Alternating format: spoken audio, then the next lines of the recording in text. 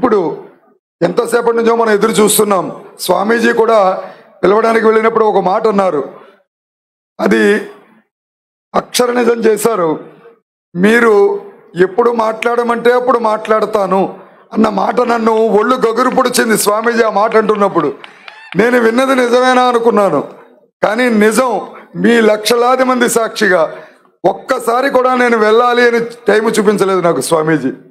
కాబట్టి అటువంటి పుణ్యమూర్తి మన శ్రీమన్నారాయణ త్రిదండి చిన్నజీవి స్వామీజీ వారిని వేంచేసి భక్త మహాశైలందరికీ కూడా తమ అమూల్యమైన అనుగ్రహ భాషణాన్ని అందించి ఉత్తేజితం చేయవలసిందిగా మీ పాదాలను బట్టి ప్రమాణం చేస్తూ ప్రార్థిస్తున్నాను.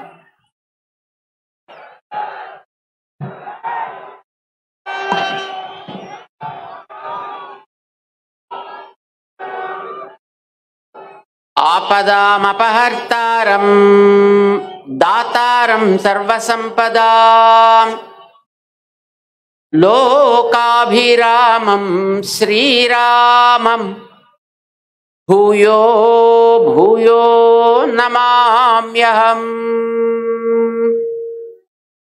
ప్రియ భగవద్బంధువులారా, హైందవ శంఖారావం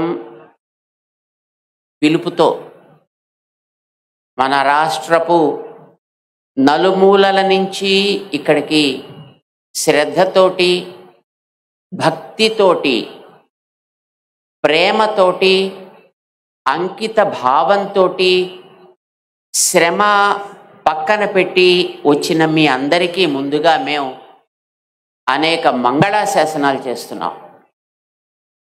మీరందరూ ఎండలో కూర్చుని ఉన్నారు, ఎండని మీరు ఆస్వాదిస్తున్నారు. మా స్వాములంతా చక్కగా నీడలో కూర్చున్నారు. కానీ మీ ముఖాల్లో ఆ ఎండని కూడా చల్లబరచగలిగేటటువంటి తేజస్సుని మేము గమనిస్తున్నాం.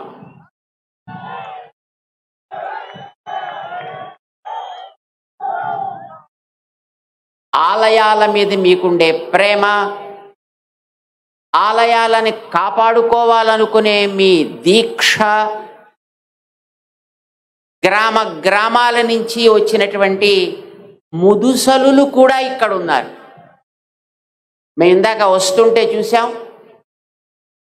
కర్ర పట్టుకొని నడిచేటటువంటి 80 సంవత్సరాలు దాటినటువంటి మాతృమూర్తులు కూడా అలా వంగుతూ వంగుతూ వంగుతూ నడిచి వస్తున్నారంటే మీలో ఉండేటటువంటి ఆలయాల పైన మీ శ్రద్ధ ఆలయాలకి రక్ష. ఇది వర్ధిల్లాలి అని ముందుగా మేము ప్రార్థన చేస్తున్నాం. ఆలయాల గురించి చాలా మాట్లాడారు, ఇప్పటిదాకా మీకు చాలా చెప్పారు. మేము మిమ్మల్ని 2 సామాన్యమైన మాటలు అడుగుతాం, మీరు సమాధానం చెప్పాలి.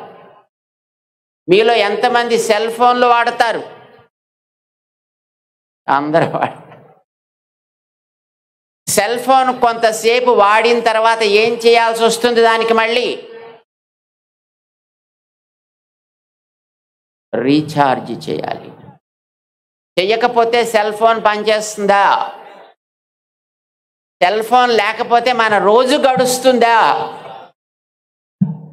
ఏది కట్టాలన్నా, ఏది పెట్టాలన్నా లేచినప్పటి నుంచి రాత్రి పడుకునేదాకా, పడుకున్నప్పటి నుంచి మళ్ళీ తెల్లారిగట్ట లేచేదాకా సెల్ ఫోన్ మీద ఆధారపడ్డ బతుకులు మనవి, అవునా కాదా?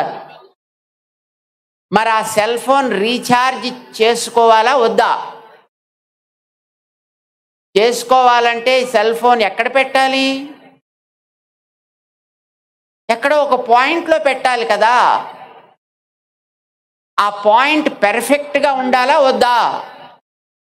వంకర టింకర కనెక్షన్స్ ఉంటే అది పనిచేస్తుందా? పనిచేయదు. మన శరీరమే ఒక సెల్ ఫోన్ అనుకోండి, మన జీవితమే ఒక సెల్ ఫోన్ జీవితం. మన భారతీయ జీవన వ్యవస్థ ఒక సెల్ ఫోన్ జీవితం అనుకోండి. ప్రొద్దున లేచినప్పటి నుంచి మర్నాటి ప్రొద్దున లేచేటంత వరకు ఎన్ని పనులు మనం చేస్తున్నామో వీటన్నిటికీ కూడా కేవలం బతుకు కోసం మనం చేయటలా, భగవంతుడి సేవగా చేస్తున్నాం. వివాహం జరిగినా భగవత్ సేవగా, భోజనం చేసినా లోపలుండే అంతరాత్మకి మన నైవేద్యం పెడుతున్నట్టుగా, వివాహం జరిగి కాపరం చేస్తున్నా మన తర్వాత ఆ సేవ కొనసాగించే వారసులు కావాలి అని. జీవితం అట్లానే చేస్తున్నామా లేదా? ఏ పని మనం చేసినా దైవ సేవగా చెయ్యాలి అని, అది ఒక యజ్ఞంగా భావించాలి అని మనకి మన పెద్దలు, మన గురువులు, మన తల్లిదండ్రులు నేర్పిస్తే ఈ జీవితం అనేటటువంటి సెల్ ఫోన్ని మనం అట్లా సాగిస్తున్నాం, అన్ని వ్యవహారాలు చేస్తున్నాం. మరి దీనికి రీఛార్జ్ ఎక్కడ పెట్టాలి? మనలో ఉండే ఆ భావనని ఎక్కడ మనం రీఛార్జ్ చేసుకోవాలి? ఆ రీఛార్జ్ సెంటర్ ఆలయం. ఆలయంలో మనం మళ్ళీ మన యొక్క మనస్సుని రీఛార్జ్ చేసుకోవాలంటే ఆలయపు వ్యవస్థ బాగుండాలా వద్దా? మరి రీఛార్జ్ పాయింట్ సరిగ్గా పనిచేయకపోతే మీ సెల్ ఫోన్ ఛార్జ్ అవుతుందా?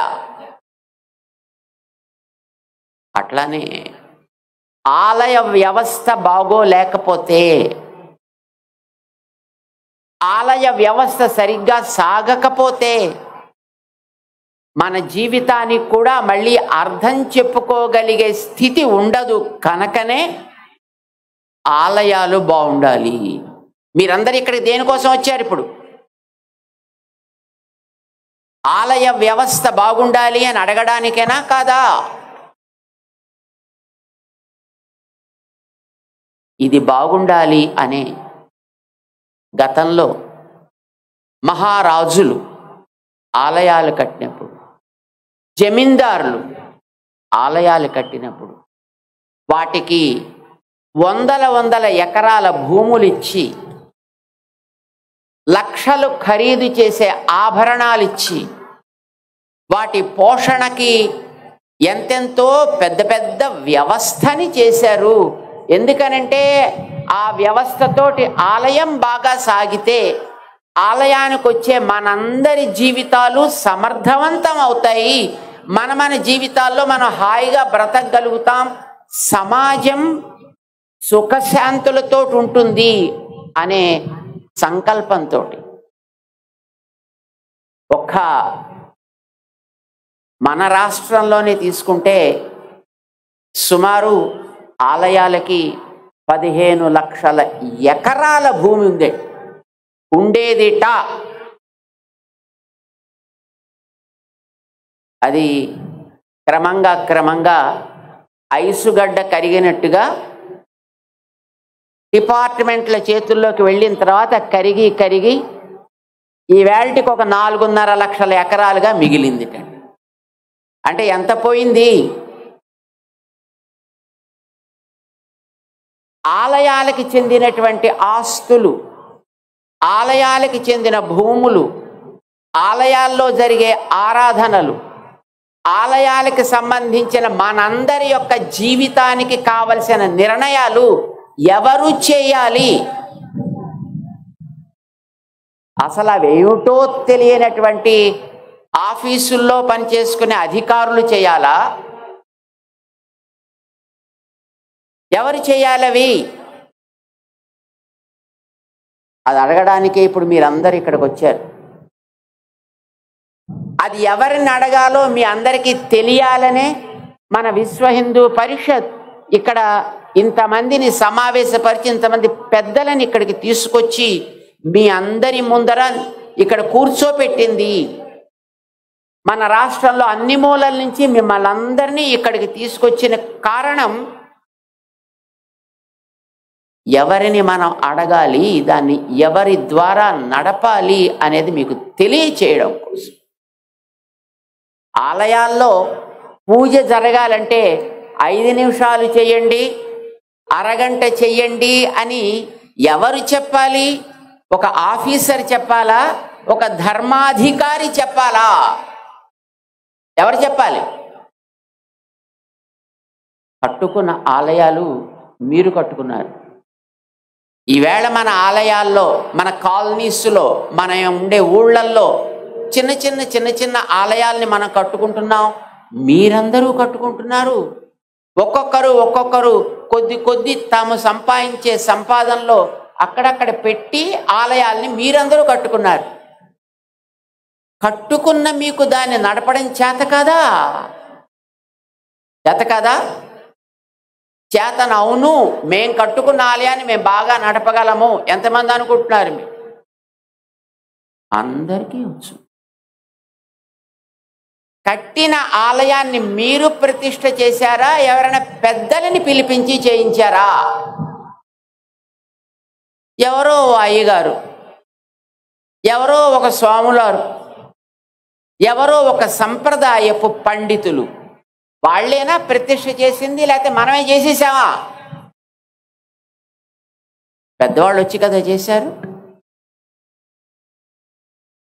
ఆలయంలో జరిగే ఏ సేవైనా, ఆలయానికి చెందిన ఆస్తులైనా, ఆలయానికి చెందిన ఆరాధనాది వ్యవస్థ అయినా, ఎవరు ఆయా ఆలయాలకి ప్రతిష్ఠాదులు జరిపి అక్కడ జరగవలసిన కార్యాలు ఇవి అని ఒక నిర్ణయం చేశారో దానికి సంబంధించిన ఏ నియమ నిర్ణయాలైనా వాళ్ళ చెప్పు చేతల్లో ఉండాలే తప్ప ఆఫీసర్స్ చేతిలో ఉండకూడదు.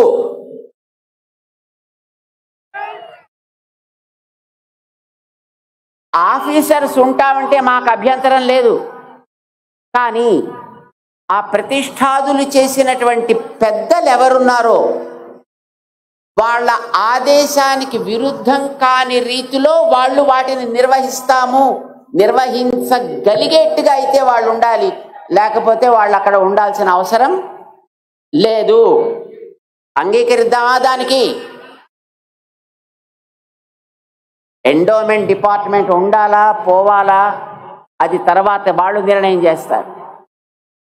కానీ ఇప్పుడు మనం కోరేది ఒకటే, ఏ ఆలయమైనా, అది చిన్న ఆలయమైనా, తిరుపతి లాంటి పెద్ద ఆలయమైనా, సింహాచలం లాంటి ఆలయమైనా, దుర్గా అమ్మవారి ఆలయం లాంటిదైనా, వేములవాడ లాంటి ఆలయమైనా, ఏ ఆలయమైనా కానివ్వండి, ఆ ఆలయపు విధానం, ఆలయపు సంప్రదాయం, ఆలయపు పద్ధతి, అక్కడ ఆచారం, అక్కడ కట్టుబాట్లు వాళ్ళు చెబితే మనం అందరం వాటిని పాటిస్తున్నాం.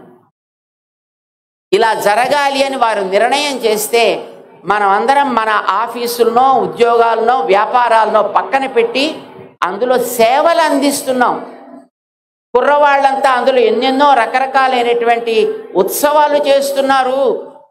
పెద్దలు చేసిన నిర్ణయానికి కట్టుబడి, సమాజం అంతా దాంట్లో కట్టుబడి ఉండేటప్పుడు దానిని సక్రమంగా నిర్వహించడానికోసమనే ఉండేటటువంటి ఆ ఎండోమెంట్ డిపార్ట్మెంట్లో ఉండే అధికారులు వాళ్ళకి ఏది అవసరమో దాన్ని చేయడానికి వాళ్ళు ఉండాలే తప్ప వాళ్ళు చేసేదాన్ని ఇది చేయకండి, అది చేయకండి, ఇలా చేయకండి, అలా చేయకండి అని చెప్పడానికి వాళ్ళకి అధికారం ఉండదు, ఉండకూడదు. ఒప్పుకుందామా దీన్ని? మీ ఆలయంలో ఉత్సవం 5 రోజులు జరగాలి అంటే ఆ జరగడానికి అక్కడ ఉండేటటువంటి పద్ధతిని ఎట్లా వినియోగించాలో దాన్ని పెద్దలు నిర్ణయం చేస్తే వాళ్ళని ఎగ్జిక్యూట్ చేయమని చెప్పండి, అమలు పరచమని చెప్పండి. అది దాటి వాళ్ళు చేయాల్సిన అవసరం లేదు. 1817లో ప్రారంభమైంది అసలు యాక్ట్. 1840లో దానికి ఒక స్వరూపాన్ని కల్పించి ఒక మేనేజ్మెంట్ కమిటీస్ దీంట్లో పెట్టుకోవచ్చును పెట్టారు. కానీ దురదృష్టం కొద్దీ ఈవేళ అలాంటి కమిటీలన్నీ రాజకీయ నాయకుల వల్ల వస్తున్నాయి. ఆఫీసర్లంతా బ్యూరోక్రటిక్ సిస్టంలో వస్తున్నారు. మొత్తానికి వీళ్ళు వాళ్ళు కలిపి దొందుకి దొందు అన్నట్టుగా ఆలయపు ఆస్తులని, ఆలయపు ఆచారాలని కూడా పాడు చేస్తున్నారు. ఆస్తులన్నీ పోతున్నాయి. ఇందాక మన వారు లెక్కలు చెప్పారు. అక్కడ ఆధీనంలోకి మీరు తీసుకున్నప్పుడు ఇంత ఉండేది, ఇప్పటికి ఇంత అయింది, ఏం చేస్తున్నట్టు మీరు అని అడిగారు ఇందాక. అది వాస్తవం. మనం ఒక్క మాట జ్ఞాపకం పెట్టుకొని ఇక్కడి నుంచి ఇంటికి వెడదాం. మన ఆలయాలు, అది చిన్న గ్రామంలో చెట్టు కింద ఉండేటటువంటి ఓ అమ్మవారి సన్నిధి అయినా, ఎప్పటి నుంచో వందల సంవత్సరాలుగా వస్తుండేటటువంటి ఒక పెద్ద ఆలయమైనా, అక్కడ జరిగే ఆరాధనాది విధానాలని నిర్ణయం చేసేటటువంటి సంప్రదాయ ధార్మిక ఆచార్యులు పెద్దలు ఉన్నారు. వారి ఆదేశానికి విరుద్ధంగా అక్కడ ఏమీ జరగకూడదు. ఇది ఒకటి. రెండవది, ప్రతి ఆలయానికి కొంత ఆస్తి ఉంది. ఒక్కొక్క ఆలయానికి 1000 ఎకరాలు ఉంది. ఒక ఆలయానికి హుండీలో వచ్చే 4 డబ్బులు కావచ్చు. ఆ ఆస్తి ఈవేళ మనకి తరిగి కనిపిస్తోందంటే దాన్ని ఆక్రమించుకున్నటువంటి వాళ్ళు మధ్యలో ఎంతో మంది ఉన్నా, 1996వ సంవత్సరంలో సుప్రీంకోర్టు ఒక నిర్ణయం చేసింది. ఆలయానికి చెందిన ఆస్తి ఎప్పుడు ఎక్కడ ఉన్నా, అది ఎన్ని చేతులు మారినా, అది తిరిగి ఆలయానికే చెందించబడుతుంది. ఆక్రమించిన వాళ్ళందరినీ కూడా పక్కకి తొలగించడం జరుగుతుంది అనేది సుప్రీంకోర్టు నిర్ణయం చేసి ఇచ్చింది.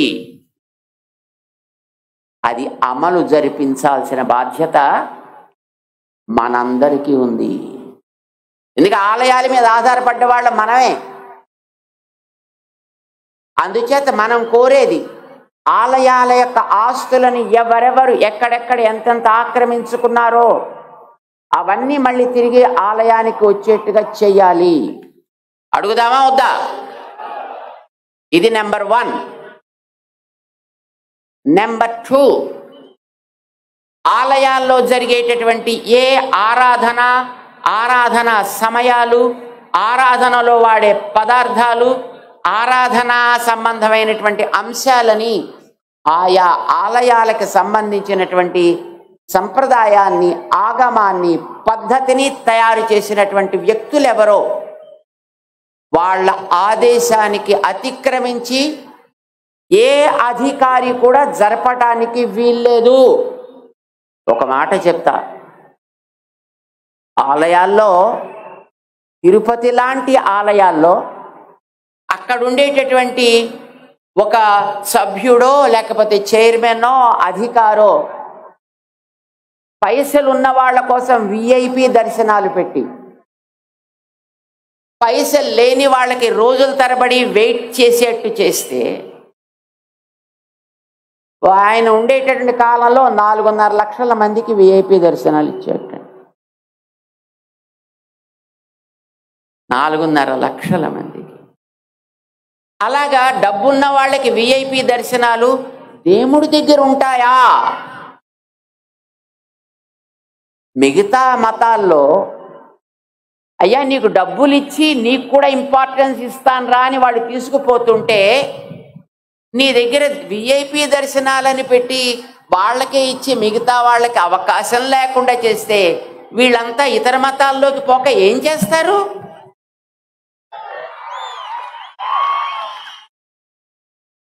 అంటే మీ డిపార్ట్మెంట్లో ఉండేటటువంటి ట్రస్ట్ బోర్డ్ అండ్ ఆఫీసర్స్ ప్రత్యక్షంగా ఈ హైందవ ధర్మంలో ఉండే వాళ్ళందరినీ మత మార్పిడికి ప్రోత్సహిస్తున్నారు. దీన్ని నిర్వహించడం ద్వారా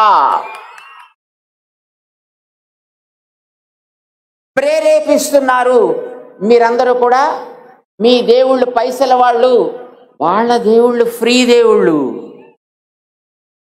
ఫ్రీ దేవుళ్ళు కాదు, పైసలు ఇచ్చే దేవుళ్ళు అని. అందుకే అట్లాంటి ఆఫీసర్స్, అట్లాంటి ట్రస్టీస్ ఈ ఆలయాలకి పనికిరారు. మీరు ఉండదలుచుకుంటే ఆ ధర్మాచార్యులు ఆలయ నిర్మాణాన్ని చేయించిన వాళ్ళు, ప్రతిష్ఠ చేయించిన వాళ్ళు, సంప్రదాయాల్ని పరిరక్షించేటటువంటి ఇలాంటి మహానుభావులు ఏ నిర్ణయం చేస్తారో, దానికి వచ్చే పైస ఎట్లా వాడాలో, ఏ సమయాల్లో చేయాలో, ఎంత చేయాలో, వారు చేసినటువంటి నిర్ణయాలని అమలుపరచగలిగే మనస్సుంటే, అమలుపరచగలిగే శ్రద్ధ ఉంటే మీరు కంటిన్యూ చేయండి. అది లేదు అని అనుకుంటే వెంటనే అక్కడి నుంచి పక్కకి వాళ్ళని తొలగించవలే. అయితే అలాంటి పనులు చేయడానికి మేమంతా మీ ఆస్తుల్ని కాపాడుతున్నాం కదండి, కాపాడటం లేదు. ఎక్కడ 15 లక్షలు, ఎక్కడ 4.5 లక్షల ఎకరాలు, అంటే 10 లక్షల ఎకరాల ల్యాండ్ అంతా పోయిందా నీ గొప్పతనం వల్ల, నీ నిర్వాకం వల్ల. అందుకోసమనే మొట్టమొదట ఆయా ఆలయాలకు సంబంధించి ఉండేటటువంటి ఆస్తులన్నిటినీ ఎవరెవరు ఆక్రమించుకున్నా సరే వాటన్నిటిని తిరిగి మళ్ళీ ఆయా ఆలయాలకి ఇమ్మని సుప్రీంకోర్టు ఇచ్చినటువంటి నిర్ణయాన్ని అమలుపరచాలి.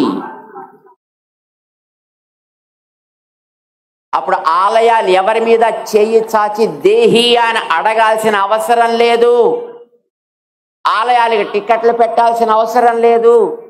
ఆలయాలు మన జీవితాలకు కావలసిన పవర్ఫుల్ ప్లగ్-ఇన్ సెంటర్స్ అవుతాయి. అప్పుడు మన జీవితాలనే సెల్ ఫోన్స్ని బాగా పనిచేసేట్టుగా దాంట్లో ప్లగ్-ఇన్ చేసి 5 గంటలు పెట్టక్కర్లే, అర నిమిషం పెడితే రోజంతా వాడుకోగలిగేంత శక్తిని మనకి ఆ ఆలయాలు ఇవ్వగలుగుతాయి. బంధువులారా, మనం వీటిని జ్ఞాపకం పెట్టుకుందాం. మన ఊళ్ళకి వెళ్ళిన తర్వాత వీటిని మనం సాధించడానికి చేయాల్సినటువంటి పనులేమిటో ఆలోచించి దానికి తగ్గట్టుగా మన టీమ్స్ని తయారు చేసుకుందాం. మనతో పాటు ఒక సమూహాన్ని, దీన్ని అర్థం చేసుకోగలిగే సమూహాన్ని మనం తయారు చేద్దాం. ఇవి జరపండి అని మనం అడుగుదాం. ఈ హైందవ శంఖారావం ఆ ప్రేరణ మనకి ఇవ్వగలిగితే మనమందరం ఇక్కడికి ఇంత దూరం శ్రమపడి మన ఊళ్ళ నుంచి, ఎక్కడెక్కడో శ్రీకాకుళం అవతల నుంచి, అటు క్రిందెక్కడో చిత్తూరు చివరి నుంచి, అటు నెల్లూరు చివరి నుంచి ఇంత దూరం ఇన్ని బస్సుల్లో, ఇన్ని కార్లలో, ఇన్ని రైళ్లల్లో మీరు కష్టపడి వచ్చి ఇంతసేపు ఇట్లా ఎండ ఫేస్ చేస్తూ, ఎండని చూస్తూ మీరు కూర్చున్నారు. మీరు కూర్చున్నటువంటి ఆ శ్రమ, మీరు పడ్డటువంటి ఆ కష్టం మనం ఇక్కడి నుంచి వెళ్ళినప్పుడు తీసుకువెళ్ళే ఈ సందేశం ద్వారా సఫలం కావాలి. ఆ రకంగా మన ఆలయాలని మళ్ళీ పవర్ఫుల్ సెంటర్స్గా మనం తయారు చేసుకోగలగాలి. అది చిన్న ఆలయం కావచ్చు, పెద్ద ఆలయం కావచ్చు. వాటి కోసం మనం కృషి చేద్దామా? అందరం సిద్ధమేనా? అందరూ రెడీ? మీ అందరికీ కూడా ఆ సంకల్పం దృఢమవ్వాలి, స్థిరమవ్వాలి. మన పెద్దలందరూ మనకి ఎప్పుడు రక్షగా ఉండాలి అని ఆశిస్తూ, జై శ్రీమన్నారాయణ. बोल सीतारामचंद्र महाराज की, पवन सुत हनुमान की, समस्त भक्त वृंद की जय श्री राम. విడివిడి గుంటే చిన్నమవుతాం.